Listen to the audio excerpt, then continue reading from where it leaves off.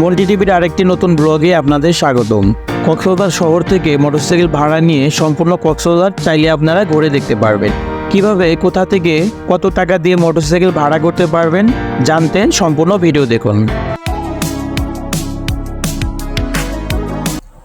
আমি এখন আছি কক্সবাজার ডলফিন মোড়ে। আপনারা চাইলে কক্সবাজার সুগন্ধা পয়েন্ট থেকেও বাইক ভাড়া নিতে পারবেন।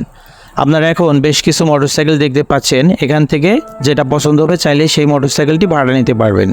ঘন্টা প্রতি 200 টাকা ভাড়া নিয়ে থাকে। বাইকের তেল আপনার নিজের ভরে নিতে হবে। ভাড়া নেওয়ার জন্য আপনার এনআইডি কার্ড সাথে থাকতে হবে। তবে ড্রাইভিং লাইসেন্স না থাকলেও কোনো সমস্যা নেই।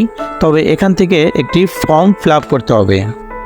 তবে দর্শনার্থী সংখ্যা বৃদ্ধি পেলে 4 ঘন্টার নিচে ভাড়া দিতে চায় না। গুরুত্বপূর্ণ একটি বিষয় মনে রাখবেন, যখন বাইকটি আপনাদের কাছে বুঝে নেবেন অবশ্যই সম্পূর্ণ গাড়িটি ভিডিও করে নেবেন। তার কারণ হচ্ছে বাইকের কোথাও ভাঙা বা স্পট থাকলে পরে যেন বলতে না পারে আপনার কাছ থেকে বাইকটি ক্ষতি হয়েছে। এই তো চলে আসলাম ইনানি বিচে। আপনারা যারা ঘুরতে আসবেন অবশ্যই দুপুরের মধ্যে বেরিয়ে পড়বেন, তা না হলে এখানে এসে ওয়েদার পাবেন না। এই জন্য চেষ্টা করবেন দুপুরের মধ্যে বেরিয়ে পড়ার জন্য। আজকের মতো ভিডিওটি এখানে শেষ করছি। সামনে আরও কক্সবাজারের নতুন কিছু ভিডিও নিয়ে আপনাদের সামনে আসছি। সে পর্যন্ত আমাদের সাথেই থাকুন।